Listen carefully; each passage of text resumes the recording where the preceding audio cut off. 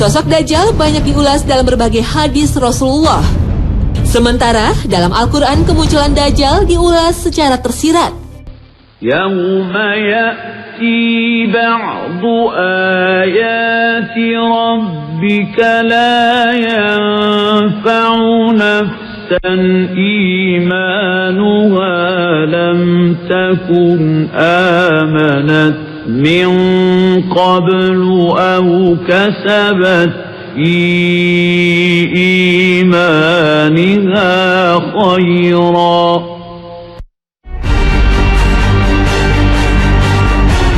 Secara fisik, Dajjal adalah seseorang dari bangsa manusia yang matanya buta sebelah, tapi memiliki ciri khusus. Pada dahinya tertulis sebuah kalimat dalam huruf Arab, yaitu kafaro, yang berarti kafir. Namun tulisan ini tak bisa dibaca oleh semua umat manusia. Hanya kaum yang beriman sajalah yang mampu membacanya. Penampakan fisik Dajjal lainnya adalah bertubuh sangat besar dan berambut amat keriting. Pada hari akhir, Dajjal merupakan ujian besar umat manusia yang beriman pada Allah Subhanahu wa Ta'ala. Dajjal akan muncul dan menyatakan bahwa dirinya adalah Tuhan. Na'udzubillah min zalik. Dajjal akan tinggal di muka bumi selama 40 hari.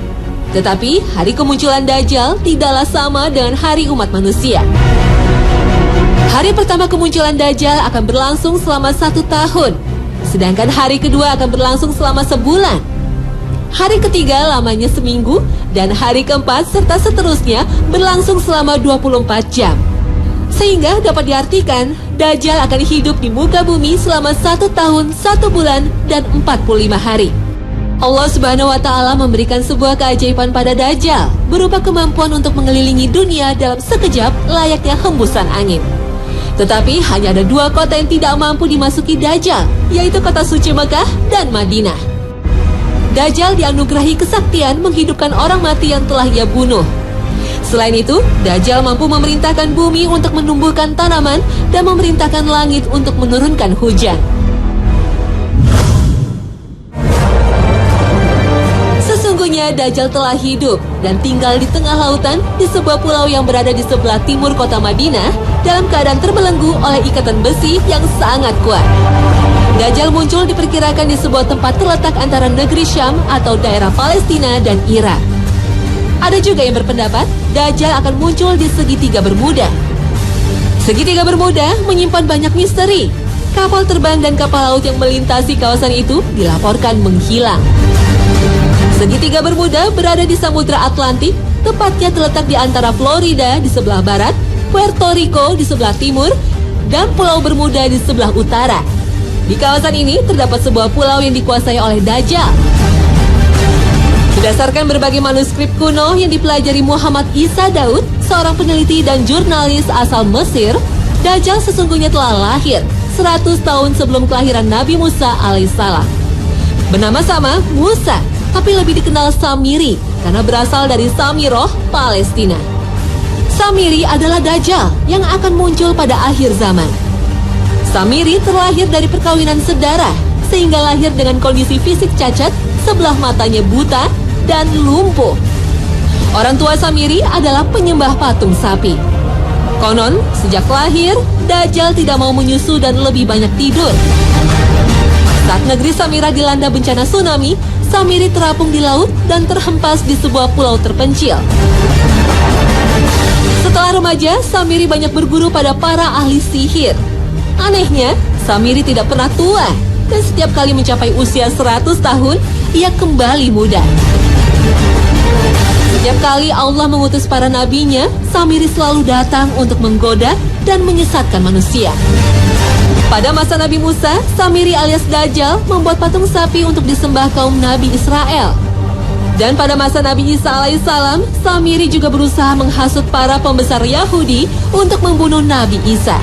Kemudian menyesatkan para pengikut Nabi Isa dengan memperkenalkan ajaran Trinitas, penebusan dosa, dan menghalalkan babi serta riba. Pada masa Nabi Muhammad SAW, Samiri juga berusaha menghasut kaum Yahudi untuk memberontak terhadap Nabi Muhammad. Dan sepeninggal Rasulullah, Samiri makin leluasa untuk membuat perpecahan umat Islam. Dan pada era modern, sifat-sifat Dajjal telah menyesatkan manusia dengan memperkenalkan berbagai ideologi seperti sosialisme, kapitalisme, dan humanisme. Sifat Dajjal juga mendidik orang-orang terbaik Yahudi untuk membuat gerakan Zionisme. Sifat Dajjal juga berhasil membuat tipu daya dalam dunia sains dan politik. Perang dunia merupakan salah satu bukti kesuksesan Dajjal dalam menebar teror dan kejahatan di muka bumi. Dajjal dan pasukannya juga berhasil mengendalikan dunia dengan menguasai elit politik Amerika Serikat dan mata uang dolar. Tak heran, simbol Dajjal terlihat pada mata uang dolar dan berbagai instansi militer serta hiburan. Bukan bermaksud mengartikan Paman Sam dengan kepanjangan dari Samiri. Namun banyak ciri yang dipakai simbol oleh negara adidaya ini mempunyai kesamaan dengan simbol Dajjal yang kita ketahui. Astagfirullah. Sebelum kelahiran Nabi Muhammad, Dajjal sempat terpasung di sebuah gua selama 63 tahun dan dijaga makhluk berbulu tebal. Setelah bebas, ia mengembara dan menyesatkan manusia di berbagai belahan dunia, hingga ia bertemu setan di kawasan segitiga Bermuda. Dan menjelang kiamat, ia akan kembali muncul, mengaku sebagai Tuhan. Benarkah kisah ini? Wallahu a'lam. Namun, asal-usul Dajjal masih misterius. Sebagaimana iblis, Dajjal adalah makhluk yang ditangguhkan kematiannya oleh Allah. Meski usianya lebih dari 4.000 tahun, tapi fisiknya masih muda dan tak ada yang menandingi kekuatannya.